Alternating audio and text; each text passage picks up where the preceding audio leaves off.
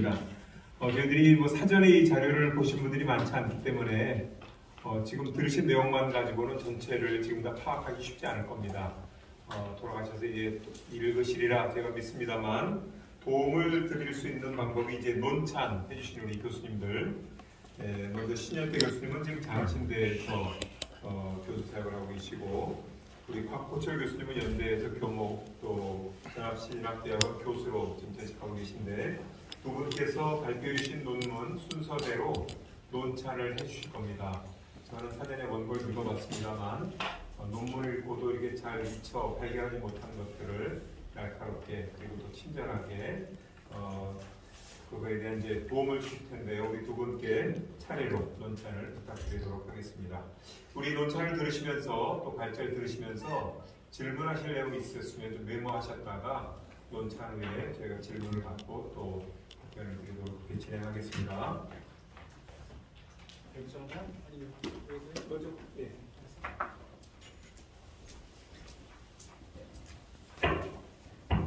감사합니다.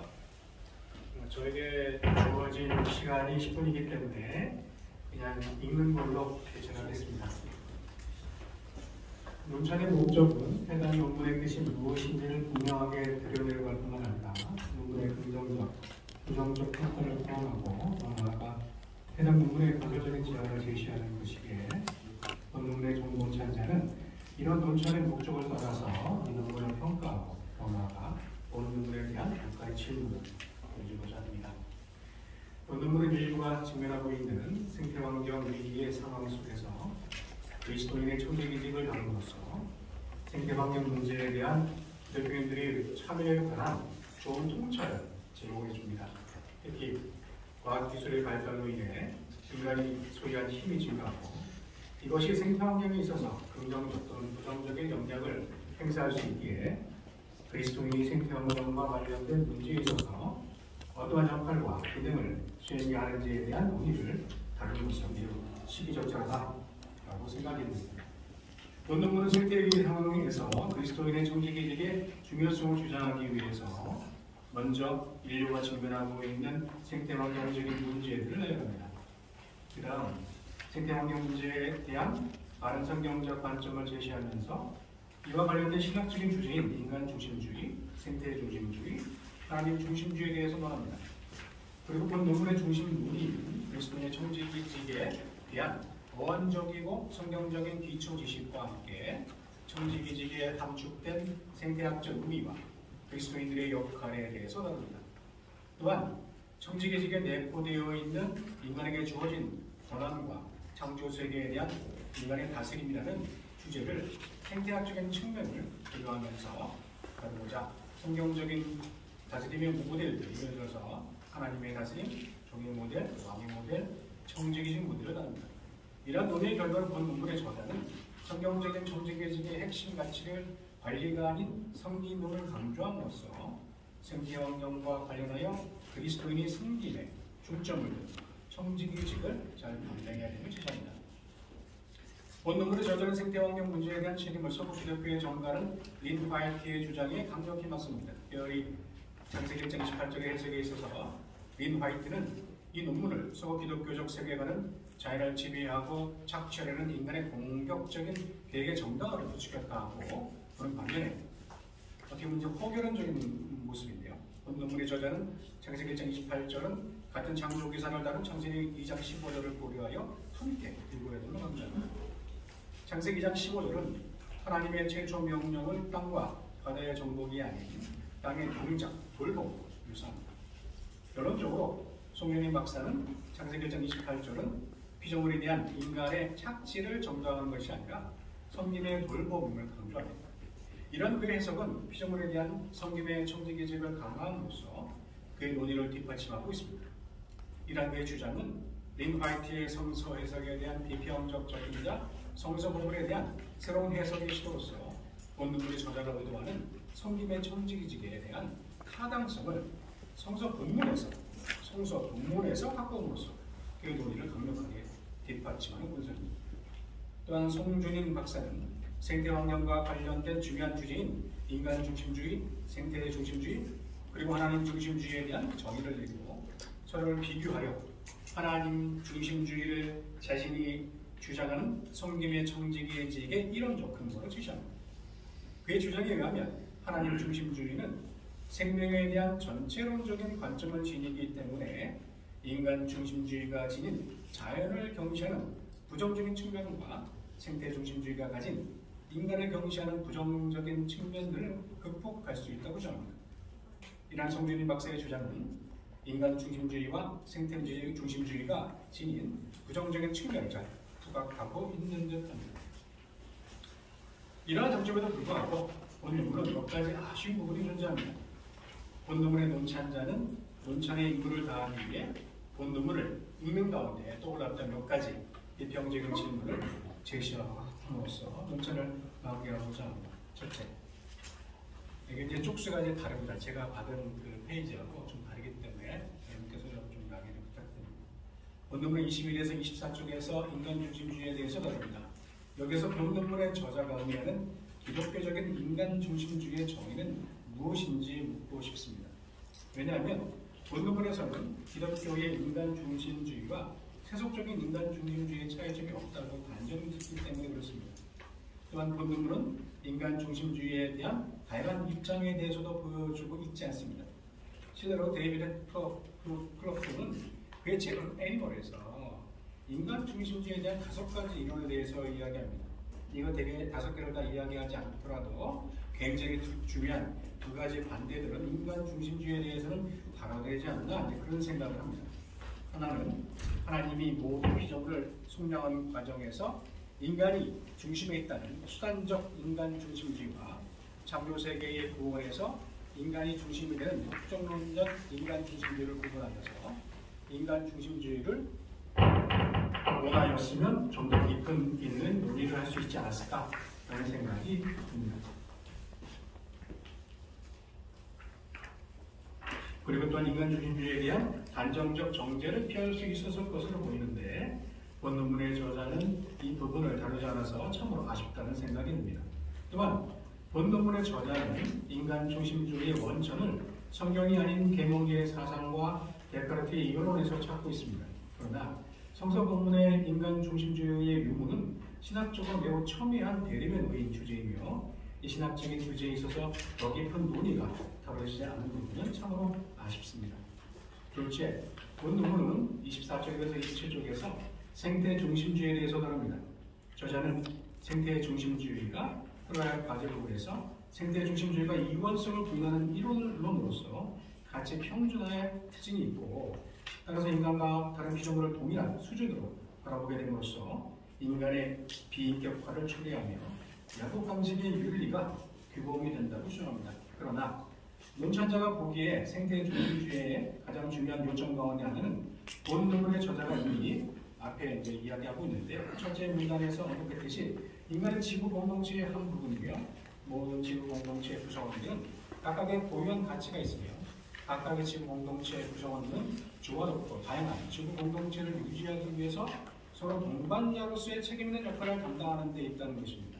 그것이 생태 중심주의에서 가장 중요하게 여기는 것이 그런데 인간은 다른 자원물 공동체와 함께 공동체 역할을 한다는 것이 가장 중요한 것인데 본문의 저자는 생태 중심주의는 비인격화와 약육강식의 윤리가 규범이 됨을 의미하며 더 나아가 실존적인 의미 내지는 책임을 결여시킨다고 주장하고 있는데 그 주장의 근거가 무엇인지 묻고 싶습니다. 셋째, 본문은 27쪽에서 37쪽 하나님 중심주의에 대해서 다룹니다. 저자는 놀랍게도 하나님 중심주의를 논하면서 인간 중심주의와 깊은 연관이 있는 청지기직에 대해서 언급합니다. 인간의 청지기직은 근본적으로 피조물에 대한 인간의 우월성을 인정하는 뜻합니다. 하나님의 형상, 하나님으로부터 위임받은 권한, 이런 인정하면서 출발하는 개념이지 않나 하는 생각이 듭니다. 더 나아가 인간 중심주의의 수용을 기본적으로 전제하기에 이 부분의 논리는 매우 당황스럽습니다. 본문의 저자는 청지기직이 인본주의적인 관점과는 전혀 상관없는 신본주의 또는 하나님 중심주의와 연결된다고 보는 듯합니다. 그러나 생태환경과 관련하여 하나님 중심주의는 오히려 인간의 역할에 대한 배제를 강조하기에 부적절하다는 것이 통념입니다. 여기서 성서학과 조직신학의 언어가 차이점이 존재할 수도 있습니다.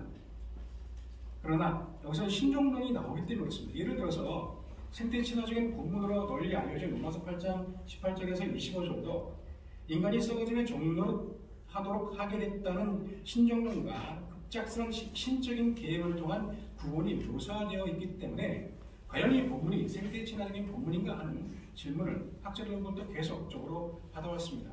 따라서 본문 찬자는 이 부분에 대한 저자의 입장을 듣고 싶습니다. 또한 저자는 29쪽에서 하나님 중심의 생태학적 의미의 특징을 리처드 영의 주장을 통해서 7가지로 요약하는데 각주의 출처가 없습니다. 넷째, 저자는 청지기직에 대해서 논의를 합니다. 여기서 저자는 청지기직이란 하나님께서 위임받은 권한으로서 생태 환경에 대한 섬김, 돌봄이라고 정의합니다. 그러나 위에서도 언급했듯이 청지기직은 하나님과 인간 그리고 다른 피조물의 관계적인 측면에서 인간의 위치를 어느 정도 다른 창조물들과는 다른 존재로서 보는 것이고, 따라서 청지기직이라는 용어 자체는 인간 중심적인 측면이 포함되는 것으로 보입니다. 더 나아가 청지기직 그 자체에 하나님 중심주의가 포함되어 있지 않은지에 대해서 좀 묻고 싶습니다. 왜냐하면 청지기직의 기본 개념이 하나님으로부터 위임받은 권위라는 측면이 있기에 이 권위를 수여하신 분의 뜻에 따라 청지기직을 수행해야 한다는 기본적인 전제가 포함되어 있기 때문입니다. 이런 몇 가지 비평적 질문이 있음에도 불구하고 본론문은 생태환경 위기에 직면한 인류의 현재적 상황을 잘 묘사하고 있을 뿐만 아니라 이 문제에 대한 해결점으로 그리스도인의 청지기직과 섬김을 강조하는 측면에서 논의합니다. 이러한 섬김의 청지기직은 바울신학의 메타윤리인 타자 중심적인 윤리와 예수 그리스도의 성령심과 십자가 사건에서 드러난 자기 경험 윤리와 밀접하게 연관되어 있기에 매우 중요한 생태적 가치를 지닌다고 하겠습니다. 인류가 처한 생태환경적 위기의 상황 속에서 그리스도인의 청지기직을 생태적인 관점에서 연구한 본문의 저자에게 깊은 감사를 표합니다. 감사합니다.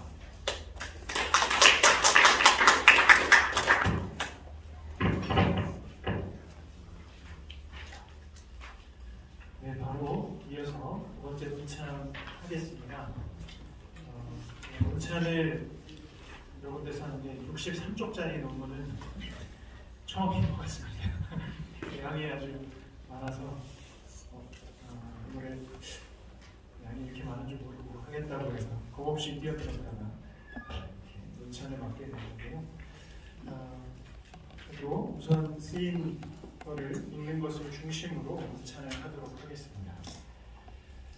우선 기후위기 시대 탄소 중립 실천을 위한 한국교회 역할과 저력과 전망 연구 이 세 분 연구자님께 깊은 감사를 드리는데 광범위하게 또 포괄적으로 평가하고 전망을 하고 구체적인 제안들을 한 글은 제가 처음 보기 때문에 수고한 우리 연구자님께 감사를 드립니다. 여러 내용들보다 제가 좀 읽으면서 좀 말씀드리고 싶은 것은 112쪽의 첫 번째 새로운 패러그래프 보시면 논문이 귀한 말을 보면 이 장에서 강조한 것처럼 신학적 관심이 1960년대에 시작되었다면 전 세계 기독교 교회들은 1910년 에든버러 세계 선교사대회로 거슬러 올라갈 수 있음을 언급을 했습니다. 1900년대 초기부터 기술과 환경에 대해 교회가 관심을 가졌던 소개한 것은 교회 생태 환경 문제에 대한 관심이 신학적인 것보다 더 뿌리 깊게 정초되어 있음을 우리가 강조하면서 또 접근할 수 있게 됐다는 점에서 중요한 점이 아닐까 생각합니다. 다만 좀 더 자세하게 그 이야기가 논의됐다면 우리가 더 이해하기 쉽지 않았을까 생각을 하고요. 그리고 1910년에 논의가 됐지만 기독교 역사에 있어서 보면 또 다른 이야기들도 있습니다. 6세기 베네딕트 수도의 수도사들도 당시 생태계 위기 이런 얘기를 하지는 않았지만 지금 생각하면 생태계 위기를 해결하려고 노력을 했습니다. 로마 제국 붕괴하고 유럽 경작지들이 또 숲이 파괴되고 있는 상황에서 땅과 물을 회복하는 것, 그것이 영적인 실천이자 하나님의 부름으로 받아들였던 것을 볼 수 있습니다. 1908년에 창설된 시토 수도회 같은 경우도 영적인 일도 중요하지만 산림을 재조성하기 위해서 나무 심기, 가시나무 심기 운동을 벌였고 또 훼손된 땅을 회복하기에 힘썼던 것. 이러한 일들, 교회가 신학을 정립한 후에 생태운동을 벌였던 것이 아니라 이 생태사회적 변화를 목도하고 경험하는 가운데 신학적 정립에 앞서서 우선적으로 고통받는 현실의 개선을 위해 힘썼던 예라고 할 수 있고, 신학보다 앞선 활동, 그것이 또 지금 시대에 더 중요하지 않나 생각을 합니다. 그래서 교회들이 신학이 정립되기 이전에 먼저 몸으로 움직이며 사회 문제를 해결해 왔고, 또 지금도 그 일을 해나가면 좋겠다는 생각이 듭니다. 제3장에서는 세계교회들 최근 동향을 소개하고 있고요. 아시아, 아프리카 들기 위한 교회들, 국제사회 지원이 필요하다는 것들을 밝히고 있고, 그리고 유럽과 미국 교회들 교단적 대처 방안에서도 자세하게 서술을 하고 있습니다. 이런 교단적 대처 방안에 대해서는 우리 한국교회가 좀 배워가면 좋겠다는 생각이 드는데, 좀 아쉬운 것은 저자들이 밝혔듯이 탄소 중립을 추진해 가는 데 있어서 구성원들의 인식과 공감대 그리고 자원이 필요하고, 더 나아가 사회적, 정치적 인프라가 어느 정도 갖추어져야 한다는 것입니다. 너무나도 당연한 전제인데 아시아, 아프리카 대륙 교회들은 이 인프라의 부족으로 탄소 중립을 실현하기 어려운 상황이죠. 그리고 좀 더 아쉬운 점은 이미 어느 정도 인프라가 갖춰진 유럽과 미국의 교단들, 탄소 중립을 추진해가는 자세, 여전히 미온적이라는 점, 그것도 아쉬운 점입니다. 그래서 여러 나라들 탄소 중립 추구해가는 것 우리가 설명을 듣고 있고요.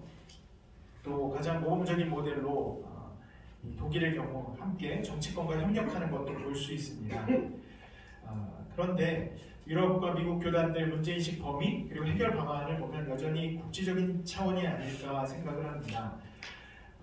다시 말해서 기후변화에 가장 큰 해를 입고 있는 아시아, 아프리카, 거기에 대한 서구교회 관심, 문제의식이 표현된 것에서는 많이 보이지 않고 있고요. 이런 점을 고려할 때 기후위기 시대에 서구교회의 선교적 마인드가 더 절실하지 않은가 생각을 합니다. 뭐 서구뿐만이 아니라 우리 한국교회도 포함이 되면 좋겠습니다. 선교적 마인드라는 건 복음 선포와 수용 차원, 그것을 넘어서서 고통당하고 있는 아시아, 아프리카 교회들이 겪고 있는 아픔, 또 그 사람들, 그들을 향한 섬김과 헌신의 자세, 이런 것들이 지금 더 필요하지 않을까 생각을 합니다. 우리 노예제도 영국에서 폐지할 때 설득력이 있었던 건 아프리카에서 고통당하는 노예들, 그들에 대한 소개가 많이 공감이 됐고 했던 것처럼, 현실적으로 지금 서구 사회 폭염이 있으면 에어컨 켜서 해결할 수 있는 그런 상황 말고 좀 더 고통을 받는 아프리카, 아시아에 대한 이 상황들을 적극 소개하고 공감을 하게 된다면 그런 선교적인 자세가 기후위기 대처를 더욱 가속화할 수 있지 않을까 생각을 합니다. 그리고 저자들이 제시한 구성원들의 인식, 공감대를 자원, 또 사회정치적 인프라가 어느 정도 갖춰져야 한다는 전제, 이것도 중요한 조건이긴 한데, 그럼 이런 것들이 없을 때는 탄소 중립 시도, 운동이 아무리 어렵다, 정당화하거나 아니면 운동 참여에 대한 의지를 꺾을 위험성이 있지 않을까 하는 생각도 하게 됩니다.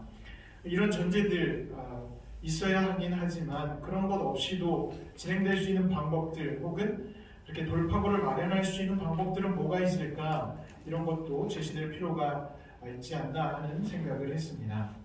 특별히 한국, 전 세계로 많이 세계 2위로 선교사를 파송하고 있다고 알려져 있는데 또 열정적으로 선교 활동을 하고 계시고 있고요.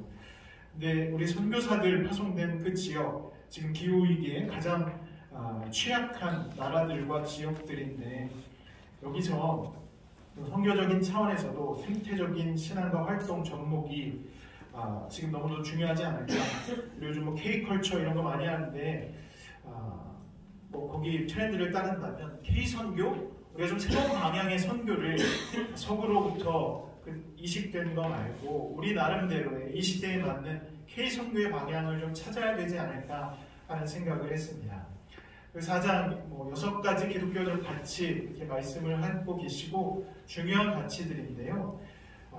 이런 다양한 가치 중심의 접근은 다양한 신앙 색깔을 가진 기독교인들에게 탄소 중립 운동 참여에 도움을 줄 것으로 보이긴 합니다. 다만 그 가치의 내용에 있어서 명확한 내용, 대응, 신앙적 대응, 어떻게 대응이 되는지 정교할 필요가 좀 있어 보입니다. 평화를 얘기하셨는데 팍스 로마나와 샬롬 비교되는데 왜 이 평화가 생태 위기 극복에 직접적으로 연관이 되어 있는지 더 깊이 논의가 되면 좋겠고, 또 사랑, 공존, 창조, 이게 서로 가치가 좀 중첩되는 부분이 있어서 보다 특별한 부분이 어떤 것인지 좀 더 이렇게 명확하게 제시가 되면 설득력을 더 갖지 않을까 생각을 합니다.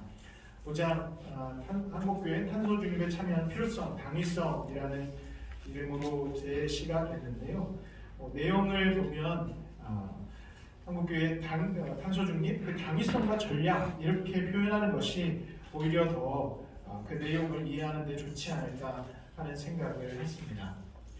마지막 6장 115쪽에 보시면 8가지를 제시해서 이 모든 구체적인 제안들을 한국교회가 빠른 시일 내에 모두 함께 동참하며 해결해 나가야 될 일에 틀림이 없다고 생각을 하는데, 문제는 저자들이 고민하는 것처럼 한국교회에서 이런 제안들이 더욱 중요한 사역으로 받아들여지지 않고 있다는 점입니다. 어떻게 한국교회가 이 일에 적극적으로 적극적이면 자율적으로, 그리고 우리 시대 가장 중요한 그런 신앙적인 문제로 받아들이게 할 것인가, 여기에 대해서 우리가 좀 더 깊은 논의가 필요해 보입니다.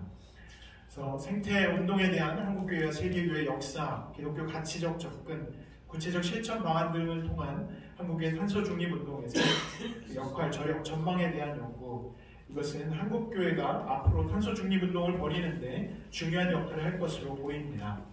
저자들이 제언한 대로 한국교회가 생태적으로 스스로 돌아보고, 특별히 저는 이 대화적으로 접근하는 것이 참 중요한데 그 점을 강조해 주셔서 감사하고, 함께 대화하면서 풀어가야 되는데 우리가 에코파시즘이라고 얘기하고 무조건 이 길로 가야 돼, 종합적으로 하기보다는 어떻게 대화적으로 풀어갈지, 이것도 중요한 부분이고, 다음 세대와 함께 소통해야 나갈 때 요즘 기후위기와 관련해서 이런 얘기들을 많이 하시더라고요.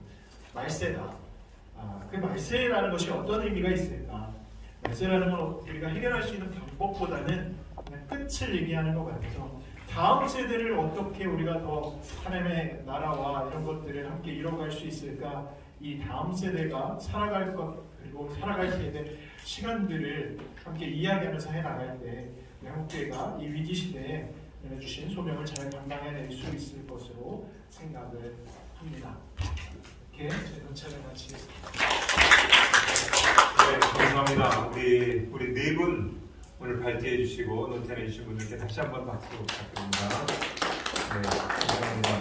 우리 이 시간은 이제 질의응답 토론 시간인데요. 먼저 우리 논찬해 주시는 분들께서도 꼼꼼하게 논문을 읽어주셨고, 또 질문, 저희 같이 발제를 들은 저희 입장에서 또 가질 만한, 또 저희는 미처 생각 못했던 그런 질문도 우리 논문 저자들에게 이미 제안해 주셨습니다.